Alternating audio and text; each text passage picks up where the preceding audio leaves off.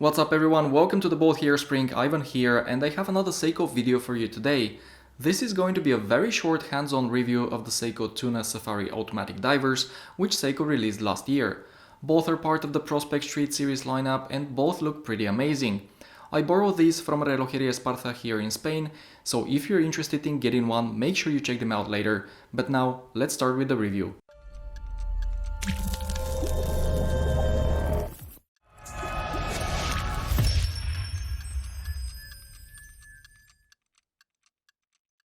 The Tuna design is one that I never felt attracted to. It somehow looked silly to me, but then I saw one in person, guys, and surprise, I absolutely loved it.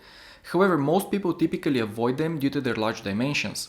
For example, the Zimbe 13 that I reviewed a while ago had a case diameter of 48mm and lug-to-lug of 50mm. Quite big, as you can imagine. These, on the other hand, are much more compact since the case diameter is only 43mm. The thickness is 12.6 and the lug-to-lug is quite short, as it measures just 44mm. As a result, what you get here, guys, is a watch with a lot of wrist presence that will fit pretty much anyone's wrist. And here you can see how the olive green dial model sits on my 17cm or 6.7 inch wrist. In my opinion, it looks fantastic, and on top of that, it's very comfortable thanks to the supplied silicone rubber strap, which is 20mm wide. And to get a better idea of the size, here it is next to a Seiko Alpinist SPB209J1, which is 39mm wide. Once again, the Tuna that we have here today measures 43mm in diameter, but as you can tell, it doesn't look much bigger and its lug-to-lug is noticeably shorter.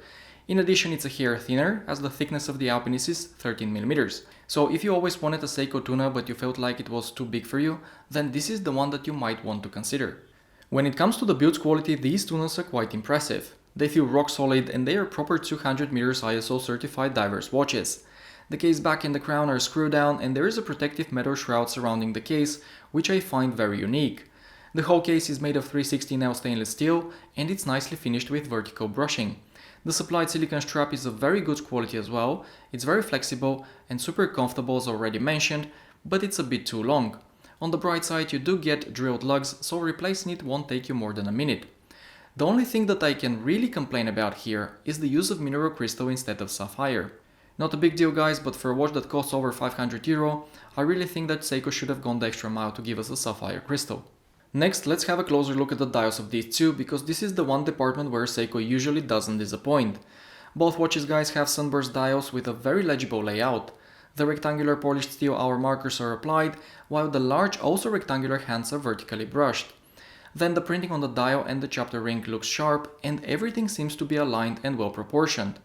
And just like most Seiko dive watches, the hands and the hour markers are filled with generous amounts of Seiko's proprietary lume, Lumi Bright, which has a very nice blue color similar to Super Luminova BGW9. Finally, the pip on the bezel is also lumed. Speaking of the bezel, I'm very pleasantly surprised as the action is way better than what I would usually expect from a Seiko watch, as for once it doesn't feel spongy.